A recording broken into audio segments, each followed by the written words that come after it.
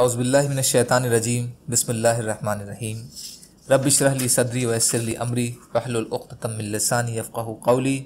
ریاض الصالحین حصہ اول، اللہ تعالیٰ سے امید اور خواہشات کا بیان۔ حضرت ادبان بن مالک رضی اللہ تعالیٰ عنہ سے روایت ہے، اور یہ ان لوگوں میں سے ہیں جو غزوۃ البدر میں شریک تھے۔ یہ بیان فرماتے ہیں کہ میں اپنی قوم بنی سالم کو نماز پڑھاتا تھا، اور میرے اور ان کے بیچ ایک ایسا برساتی نالا پڑتا تھا کہ جب بارشیں زیادہ ہوتیں تو اسے پار کر کے ان کی مسجد تک جانا میرے لیے دشوار ہوتا۔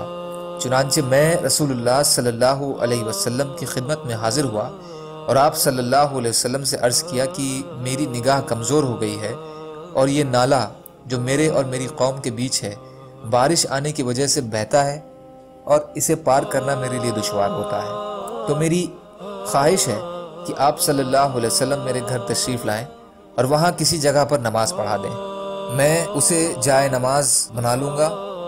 رسول اللہ صلی اللہ علیہ وسلم نے فرمایا، اچھا، میں جلد ہی ایسا کروں گا۔ تو دوسرے دن صبح کے وقت جبکہ سورج خوب چڑھ چکا تھا، رسول اللہ صلی اللہ علیہ وسلم اور ابو بکر صدیق رضی اللہ تعالی عنہ تشریف لائے۔ رسول اللہ صلی اللہ علیہ وسلم نے اندر آنے کی اجازت طلب فرمائی۔ میں نے آپ صلی اللہ علیہ وسلم کو اجازت دی، اور آپ صلی اللہ علیہ وسلم بیٹھے بھی نہیں، اور فرمایا، تم اپنے گھر میں سے کس جگہ کو میرے نماز پڑھنے کے لیے پسند کرتے ہو؟ میں نے اس جگہ کی طرف اشارہ کیا جس میں یہ پسند کرتا تھا کہ آپ صلی اللہ علیہ وسلم نماز پڑھیں۔ چنانچہ رسول اللہ صلی اللہ علیہ وسلم کھڑے ہوئے اور آپ صلی اللہ علیہ وسلم نے اللہ اکبر کہا، اور ہم نے آپ صلی اللہ علیہ وسلم کے پیچھے صف باندھ لی۔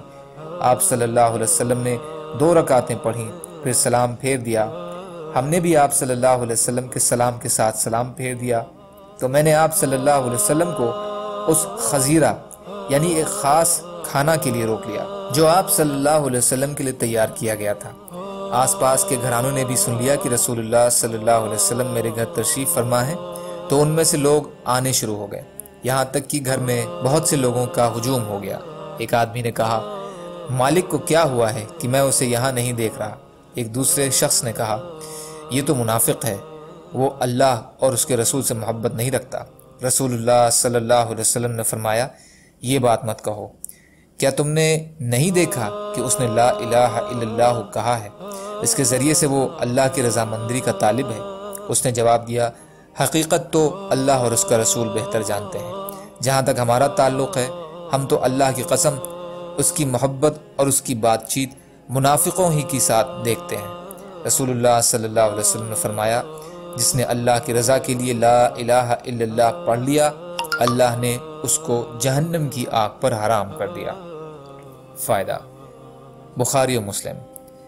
فائدہ، ایک وادی 2 پہاڑوں یا چٹانوں کے بیچ ڈھلان والی جگہ کو کہا جاتا ہے جو برساتی اور سیلابی پانی کی گزرگاہ ہوتی ہے۔ مالک سے مراد مالک بن دخشن یا دخیشن ہے، جیسا کہ مسلم کی دوسری روایت میں ہے۔ ابن قتیبہ نے کہا کہ خزیرہ وہ کھانا ہے کہ گوشت کے چھوٹے چھوٹے ٹکڑے کر کے انہیں پکایا جاتا ہے۔ جب وہ گل جاتے ہیں تو اس میں باریک آٹے کی ملاوٹ کر دی جاتی ہے۔ اگر یہ گوشت کے بنا ہو تو اسے اسیدہ کہا جاتا ہے۔ کچھ روایت میں اس کے لیے جشیشہ کا لفظ بھی آیا ہے، اسے دشیشہ بھی کہا جاتا ہے۔ اس کا طریقہ بھی خزیرہ کی طرح ہی ہے۔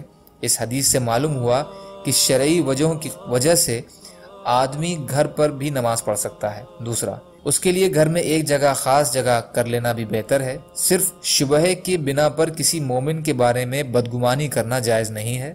اور چوتھا، مومن بالآخر جنتی ہے۔